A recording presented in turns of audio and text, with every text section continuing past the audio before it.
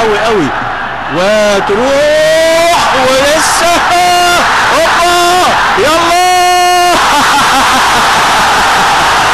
عماد متعب يحط الهدف الثاني عشان ينفجر الملعب في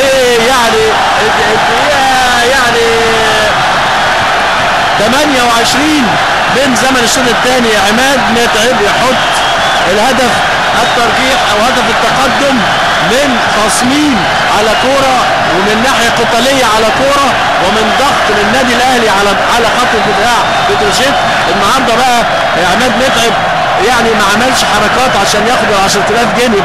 الكوكا كولا اللي زي ما قلت لحضراتكم عامله 10000 جنيه مكافاه لاحسن واحد يعبر او يفكر او يعمل منظر بعد ما يحرز هدف. انما طبعا عماد متعب مش عاوز يعمل منظر، الراجل متعكنن وهدف ترجيح من فم الاسد، وايضا لسه مش عاوزه نوع من الفرحه لان المباراه معلقه. ادي الكره بص حضراتكم، يخش الراجل ويعملها يصد من ابو تريكه، يخش ابو تريكه وتروح على طول ويلعبها عماد متعب. انما ابو تريكه النهارده ايه؟ قال لك ولا متعور ولا الجن، هخش وماليش دعوه وهخش برده. شوفوا حضراتكم الراجل عاوز يعمل اي حاجه ترد لعماد متعب، مكتوبه له